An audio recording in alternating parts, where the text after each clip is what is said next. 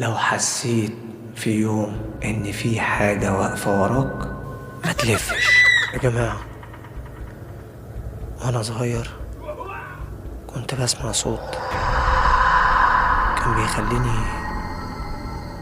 اغطي نفسي بالبطانية لحد ما انام. ايام زمان الكبار كانوا بيقولوا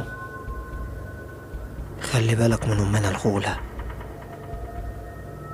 دي بتجيلك لوحدك وانت قاعد في الضلمة، وخصوصا لو ما كنتش سامع الكلام بس حد شافها، حد عرف حقيقتها.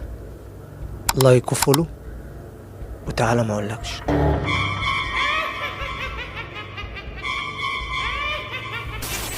يا مامي كانت بتقولي زمان هتسمع الكلام ولا اجيب لك امنا الغولة.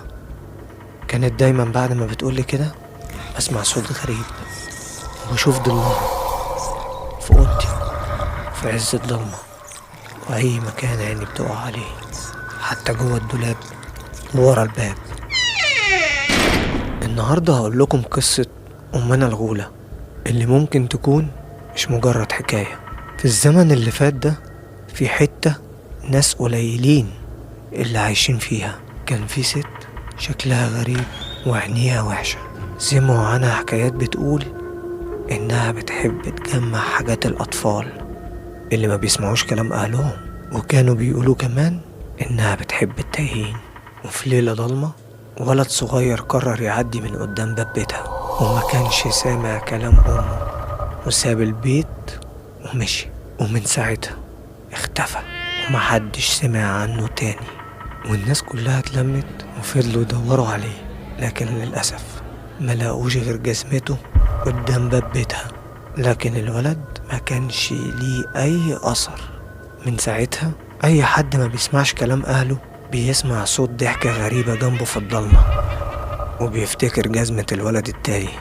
المفاجأة إن في ناس بتقول إنها لسه موجودة، بالأخص في الشوارع والحواري الضيقة، بس بشرط تكون في الضلمة وفي الأيام اللي ما فيهاش قمر، بتدور على اللي ما بيسمعوش الكلام.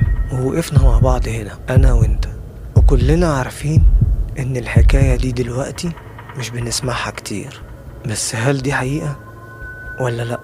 لو حسيت في يوم إن في حاجة واقفة وراك ما تلفش، وخلي بالك أمنا الغولة عمرها ما بتبعد عن اللي بيستهتر. اسمعوا.